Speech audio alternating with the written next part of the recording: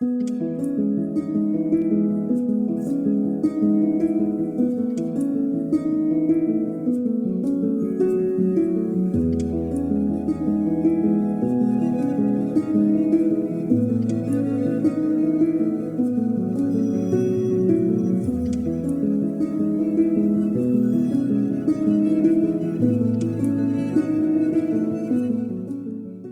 13th October 1917, one of 20th century's most amazing miracles took place in a small town in Portugal.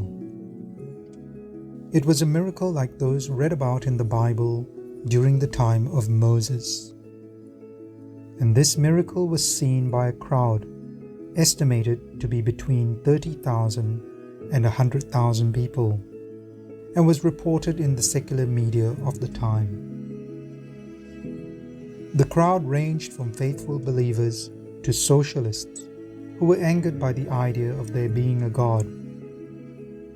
There are many accounts of what happened. This series will present a reading of the autobiography of Lucia, one of the 3 children who saw the visions of the Virgin Mary.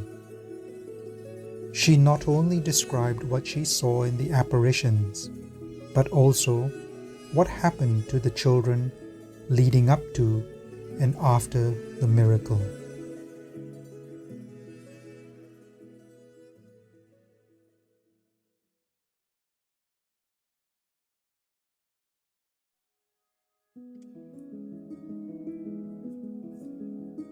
We left home quite early, expecting that we would be delayed along the way. Masses of people thronged the roads. The rain fell in torrents. My mother, her heart torn with uncertainty as to what was going to happen, and fearing it would be the last day of my life, wanted to accompany me. On the way, the scenes of the previous month, still more numerous and moving, were repeated. Not even the muddy roads could prevent these people from kneeling in the most humble and suppliant of attitudes.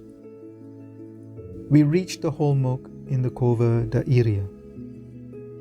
Once there, moved by an interior impulse, I asked the people to shut their umbrellas and say the rosary. A little later, we saw the flash of light, and then Our Lady appeared on the Holmok. "What do you want of me?" "I want to tell you that a chapel is to be built here in my honor. I am the Lady of the Rosary. Continue always to pray the Rosary every day. The war is going to end, and the soldiers will soon return to their homes. I have many things to ask you, the cure of some sick persons, the conversion of sinners, and other things. Some yes, but not others. They must amend their lives and ask forgiveness for their sins." Looking very sad, Our Lady said, "Do not offend the Lord our God any more, because He is already so much offended." Then opening her hands, she made them reflect on the sun. And as she ascended, the reflection of her own light continued to be projected on the sun itself. Here is the reason why I cried out to the people to look at the sun. My aim was not to call their attention to the sun, because I was not even aware of their presence. I was moved to do so under the guidance of an interior impulse. After Our Lady had disappeared into the immense distance of the firmament, we beheld Saint Joseph with the child Jesus, and Our Lady, robed in white with a blue mantle, beside the sun.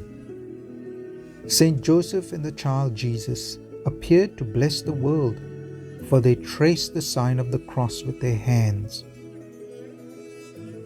When, a little later, this apparition disappeared, I saw our Lord and Our Lady. It seemed to me that it was Our Lady of Dolores. Our Lord appeared to bless the world in the same manner as Saint Joseph had done.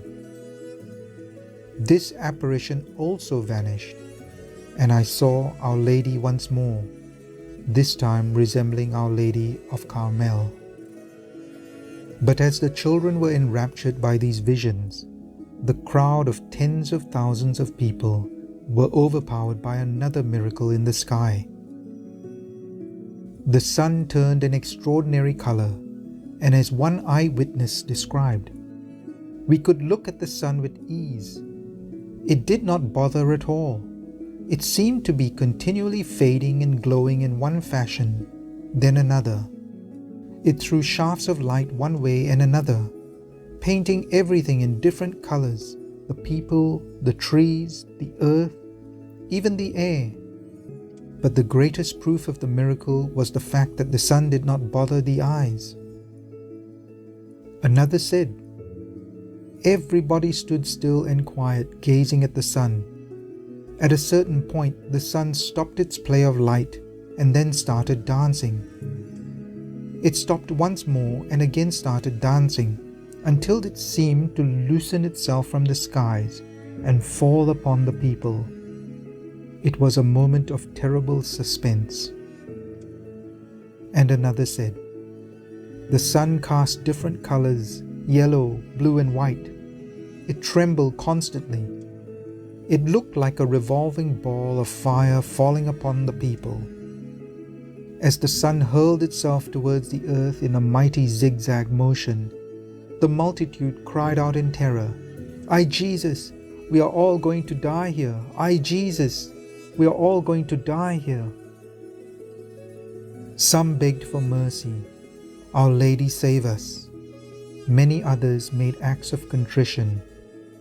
One lady was even confessing her sins aloud. At last the sun swerved back to its orbit and rested in the sky. Everyone gave a sigh of relief. We were still alive, and the miracle promised by the children had come to pass."